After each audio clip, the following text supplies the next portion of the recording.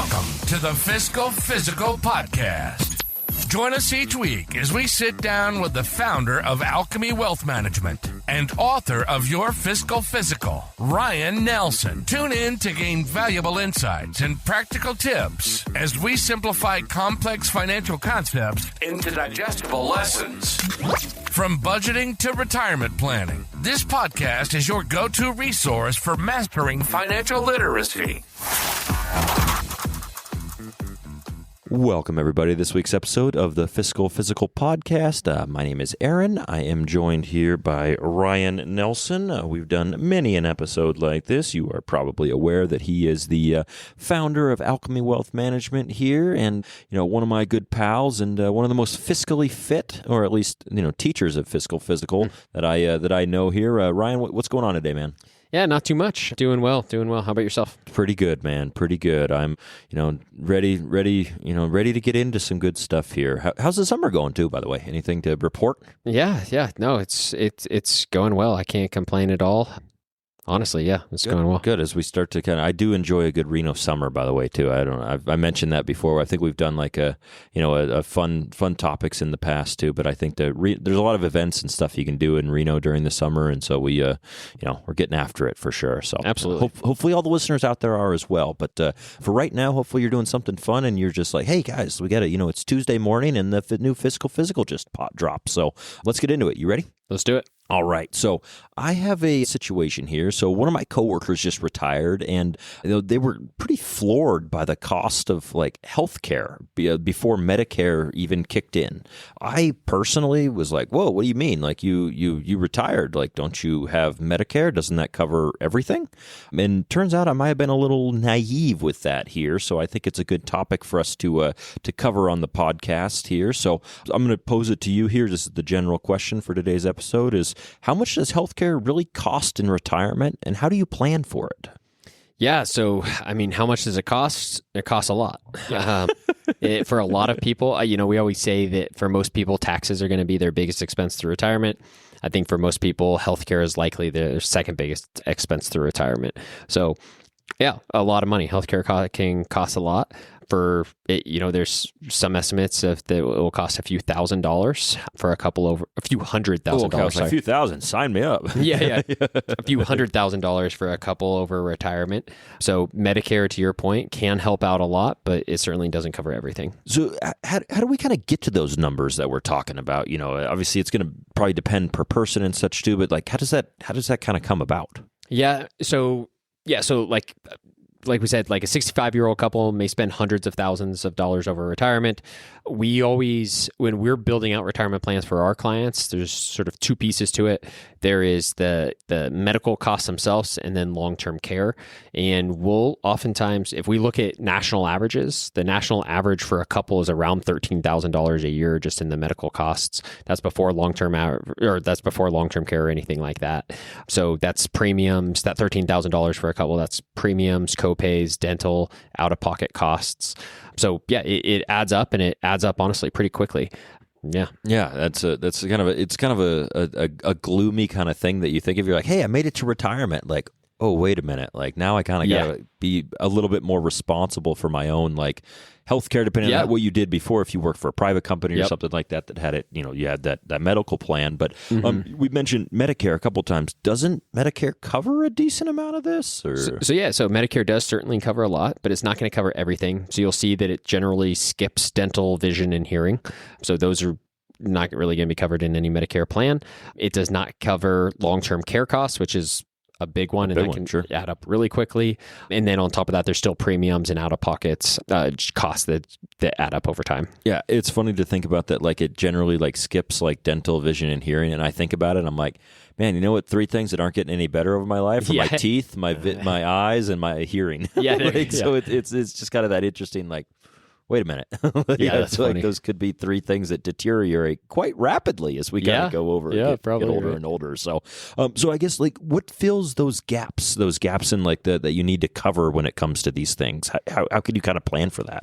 Yeah, so there's Medicare supplements and Medicare Advantage. So both of those are designed to cover gaps. And then there's also things like your savings account. So a lot of our clients just literally budget for it. So they just save for it, or they use something like an HSA, a health savings account, if they have a high deductible healthcare plan and can contribute into that.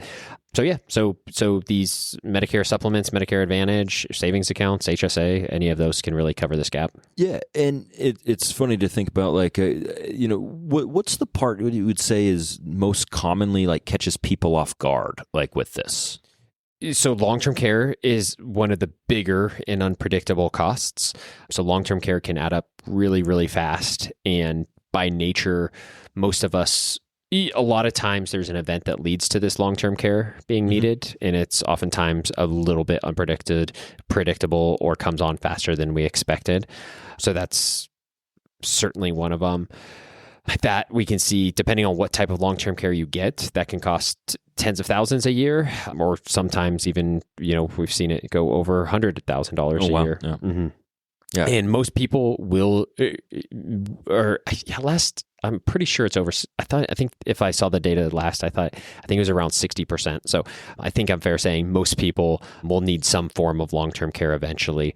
And, your options for funding this is you can get a long-term care insurance policy, or you can self-fund, so just cover this yourself, or you can do a combination of the two and both get an insurance policy to cover some of the costs and self-fund the remaining.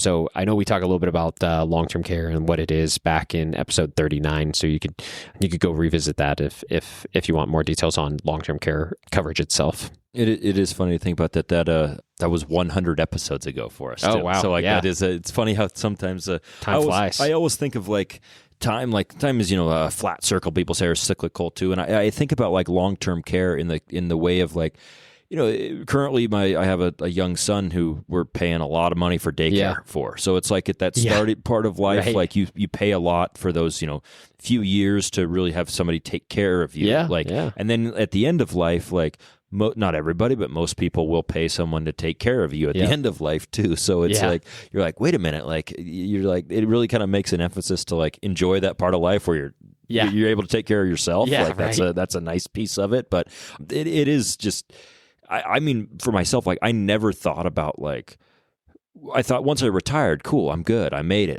awesome. The long-term care piece of it, didn't even cross my mind really. And I'm sure you get that a lot in your line of work of cool, well, we're going to have to budget for this, and people are like, whoa, what do you mean? It's oh, my kids are just going to take care of me. It's well, do you have that in writing? Get a piece of it, kind of area though. But I guess this all kind of comes full circle of how do I actually plan for all of this? I don't know if it's an impossible question, or do you try to do your best? What would you kind of recommend? Yeah, so I'd say that really you want to build it into your retirement plan, right? So when we work with our clients, we're actually building out two different, for most of our clients, we have two different healthcare goals. One is year-to-year healthcare expenses. That's kind of in that neighborhood of that $13,000-ish. Mm-hmm. That's based on national averages that they spend per year. A couple would spend per year.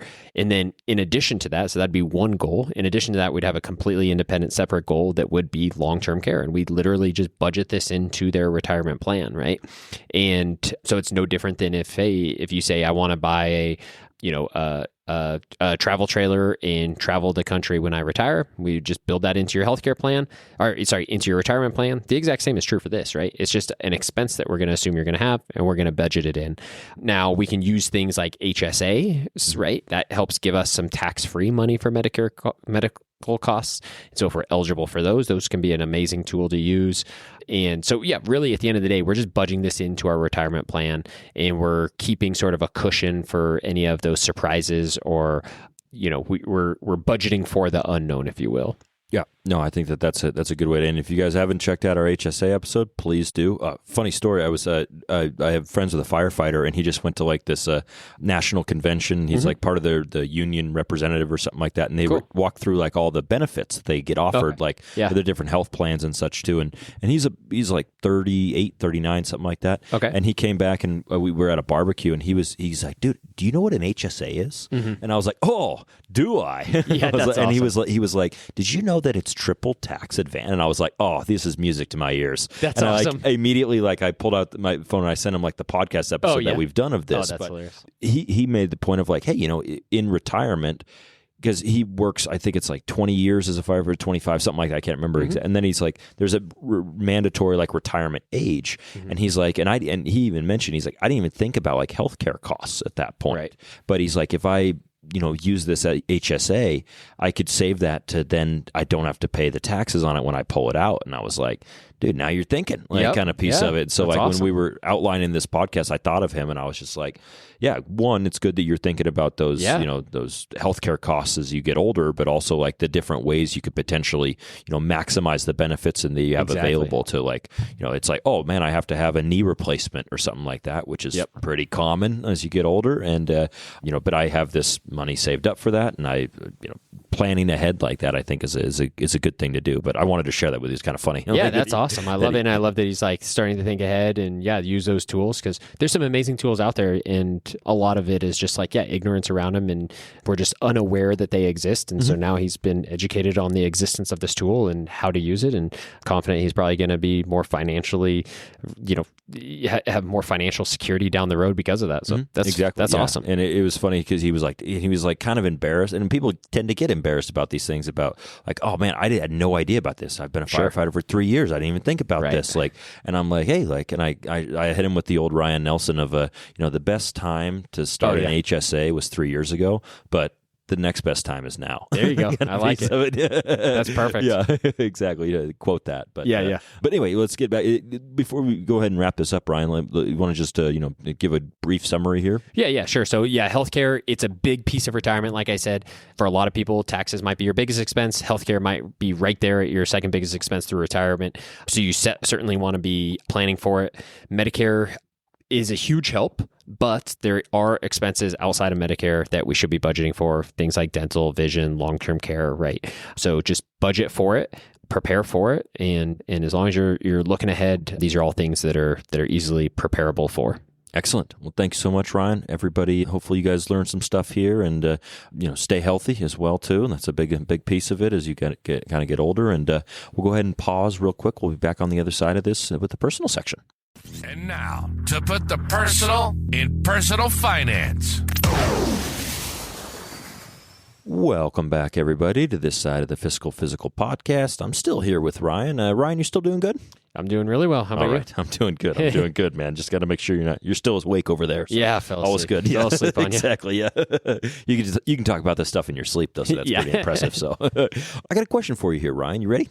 Let's do it. All right. So you are I'd still call you a freshly married couple. Sure, you and your wife Katie. Like, what do you guys do now to stay healthy? So partly so you are able to enjoy life right now, but also for your future, and so you can potentially, I say that in air quotes here, potentially maybe spend less on healthcare, whether it be now or in your future. Yeah. So it's kind of funny, like in the actual meat and potatoes of the episode, right? We talked a lot about like healthcare and how to prepare for it and stuff, and like probably the single biggest thing you can do is remain healthy. Right? Like